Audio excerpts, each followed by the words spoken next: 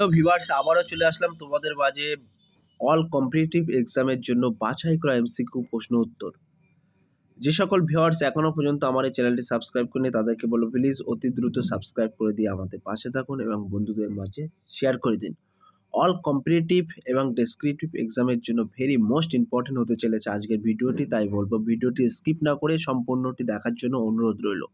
চলুন আজকের প্রথম প্রশ্ন দেখে নেওয়া যাক। তার আগে বলবো যে সকল প্রার্থীরা RPF constable, WB constable, food এসআইয়ের জন্য প্রিপারেশন নিচ্ছে তাদের জন্য আজকে ভেরি মোস্ট ইম্পর্টেন্ট হতে চলেছে এই ভিডিওটি। চলুন আজকের প্রথম প্রশ্নটি দেখে নেওয়া যাক। 1 নম্বর প্রশ্ন, গ্লোবাল জেন্ডার গ্যাপ রিপোর্ট 2023-এ ভারতের স্থান কত? 139, 127, 169, 100।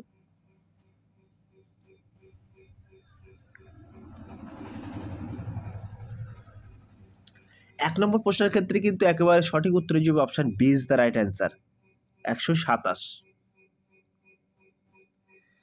2 নম্বর প্রশ্ন, আইএফএসসি কোডে কতগুলি বর্ণ বা সংখ্যা থাকে? 9টি, 10টি, 11টি, 15টি। ভেরি মোস্ট ইম্পর্টেন্ট প্রশ্ন কিন্তু এটি সাধারণত ব্যাংকের পাসবুকের কোড একটি। 2 নম্বর প্রশ্নের ক্ষেত্রে কিন্তু একেবারে সঠিক উত্তর হয়ে যাবে option C is the right answer, 11টি। তাহলে আইএফএসসি কোডে কিন্তু 11টি সংখ্যা থাকে, মনে রাখবেন। 3 নম্বর প্রশ্ন, 1942 সালে ভারত ছাড়ো আন্দোলন কে বা কারা সমর্থন জানায়নি? Muslim League, Indian Liberal Federation, Hindu Mahasabha, AOC, উভয়।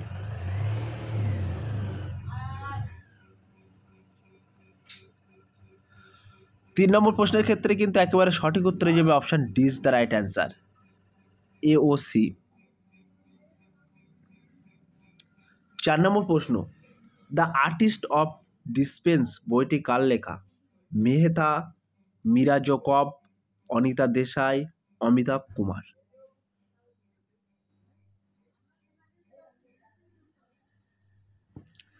4 নম্বর প্রশ্নের ক্ষেত্রে কিন্তু একেবারে সঠিক উত্তর হয়ে যাবে option C is the right answer, Anita Desai. 5 নম্বর প্রশ্ন, নিচের কোন সংস্থা বিএইচআইএম অ্যাপ চালু করেছে? ভেরি মোস্ট ইম্পর্টেন্ট প্রশ্ন। আরবিআই, এনপিসিআই, এসিবিআই অর্থাৎ সেবি, এনএএসএস, সিওএম।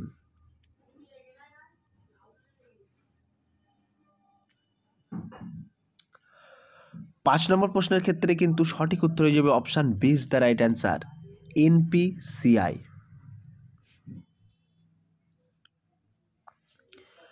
6 নম্বর প্রশ্ন, সম্প্রতি লুইস ইনাসিও লোধা সিলভা কোন দেশের প্রেসিডেন্ট নির্বাচিত হয়েছেন? Brazil, France, Italy, Argentina. Very most important প্রশ্ন অল কম্পিটিটিভ এক্সামের জন্য।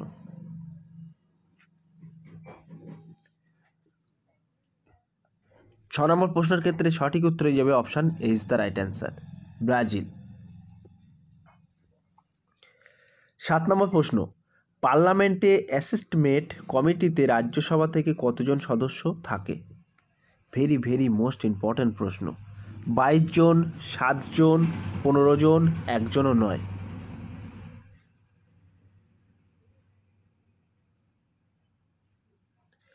7 নম্বর প্রশ্নের ক্ষেত্রে সঠিক উত্তর হয়ে যাবে option B is the right answer, 7 জন।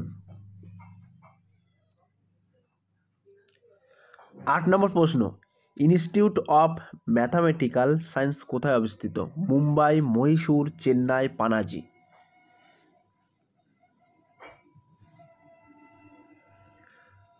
8 নম্বর প্রশ্নের ক্ষেত্রে কিন্তু সঠিক উত্তর হয়ে যাবে option C is the right answer, Chennai. 9 নম্বর প্রশ্ন, ভারতের কোন রাজ্য কেন্দ্রশাসিত অঞ্চলে বেহিলি সাসপেনশন সেতু চালু হয়েছে? ভেরি মোস্ট ইম্পর্টেন্ট প্রশ্ন অল কম্পিটিটিভ এক্সামের জন্য। জম্মু ও কাশ্মীর, অরুণাচল প্রদেশ, অসম, কর্ণাটক।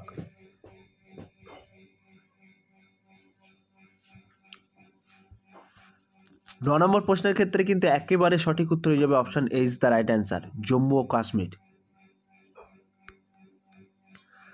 তাহলে বেইলি সাসপেনশন সেতু কোথায় চালু হয়েছে মনে রাখবেন, জম্মু ও কাশ্মীরে। 10 নম্বর প্রশ্ন, কেন্দ্রীয় সড়ক পরিবহন ও মহাসড়ক মন্ত্রকের মাধ্যমে কোন মাসে জাতীয় সড়ক নিরাপত্তা সপ্তাহ পালন করা হয়? ভেরি ভেরি মোস্ট ইম্পর্টেন্ট প্রশ্ন, হুবাহুব একদম কমনযোগ্য প্রশ্ন, বাছাই করা। নভেম্বর, ডিসেম্বর, জানুয়ারি, ফেব্রুয়ারি।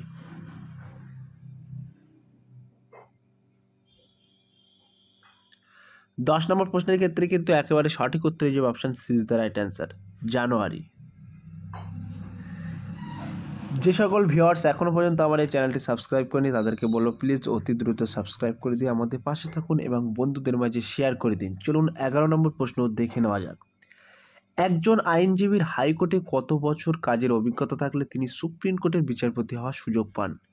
Very very very most important প্রশ্ন। 7 বছর, 10 বছর, 15 বছর, 12 বছর।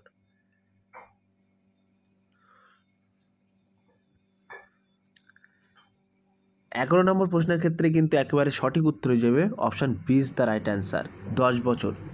তাহলে একজন আইনজীবী কিন্তু হাইকোর্টের 10 বছর কাজের অভিজ্ঞতা থাকলে তবেই কিন্তু সুপ্রিম কোর্টের বিচারপতি হওয়ার সুযোগ পাবেন, মনে রাখবেন। 12 নম্বর প্রশ্ন, সম্প্রতি ভারত কোন দেশের সঙ্গে বজ্রপ্রহার নামে সামরিক অনুশীলন করল? মার্কিন যুক্তরাষ্ট্র, ফ্রান্স, দক্ষিণ কোরিয়া, নেপাল।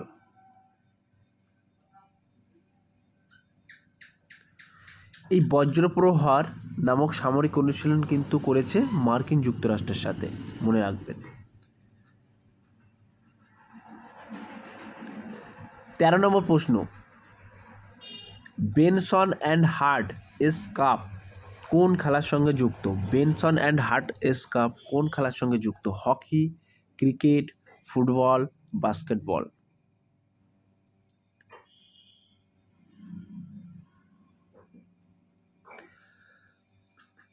13 নম্বর প্রশ্নের ক্ষেত্রে কিন্তু একেবারে সঠিক উত্তর হয়ে যাবে option B is the right answer, cricket.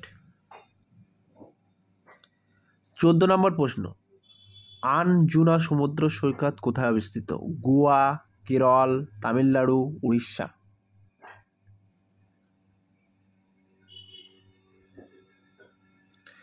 এই আনজুনা সমুদ্র সৈকত কিন্তু গোয়াতে অবস্থিত, option A is the right answer. এগুলো মনে রাখবেন, খুবই বাছাই করা একদম এমসিকিউ প্রশ্ন উত্তর। 15 নম্বর প্রশ্ন, কেন্দুলি মেলার সঙ্গে কোন নদীর নাম যুক্ত? কোপাই, অজয়, রূপনারায়ণ, দামোদর।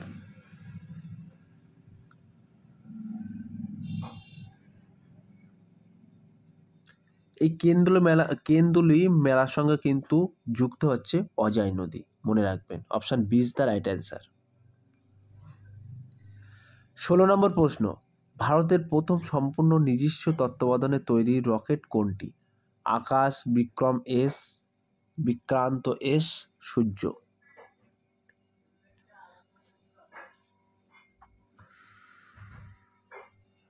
এটা কিন্তু সঠিক উত্তর হয়ে যাবে option B is the right answer, Vikram S. 17 নম্বর প্রশ্ন, বিশ্বের প্রথম তালপাতা পাণ্ডুলিপি মিউজিয়াম কোথায় অবস্থিত? ভেরি ভেরি মোস্ট ইম্পর্টেন্ট প্রশ্ন। বিশ্বের প্রথম তালপাতা পাণ্ডুলিপি মিউজিয়াম কোথায় অবস্থিত? কর্ণাটক, কেরালা, তামিলনাড়ু, উড়িষ্যা।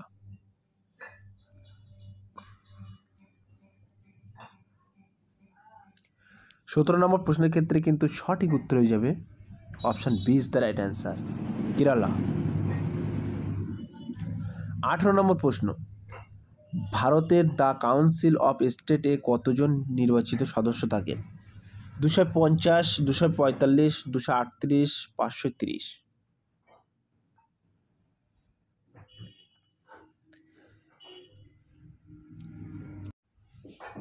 এক্ষেত্রে সঠিক উত্তর হয়ে যাবে option C is the right answer, 238। 19 number প্রশ্ন, ভাইচুং ভুটিয়া স্টেডিয়াম কোথায় অবস্থিত? গুয়াহাটি, তেজপুর, ইম্ফল, নামচি। ভাইচুং ভুটিয়া কিন্তু একজন প্রখ্যাত ফুটবলার। এই ভাইচুং ভুটিয়া স্টেডিয়াম কিন্তু নামচিতে অবস্থিত। Option D is the right answer, Namchi. 20 নম্বর প্রশ্ন, অর্থাৎ আজকের লাস্ট প্রশ্ন। পার্লামেন্টের জুতো, এটা একটু টাইপিং মিস্টেক আছে, এখানে জুতো হবে না। পার্লামেন্টের যৌথ অধিবেশনে কে সভাপতিত্ব করেন?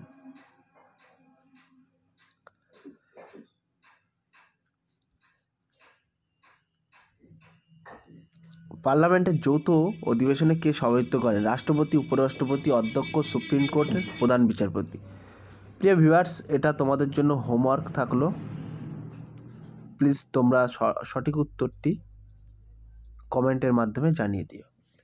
প্রিয় ভিউয়ার্স, এই ছিল আজকের টপিক ভিডিওটি। যদি ভিডিওটি ভালো লাগে থাকে প্লিজ লাইক, কমেন্ট এবং শেয়ার করে দিন। বন্ধুদের মাঝে ফিরে আসছে আগামী দিনে তোমাদের জন্য নতুন একটি টপিক ভিডিও নিয়ে।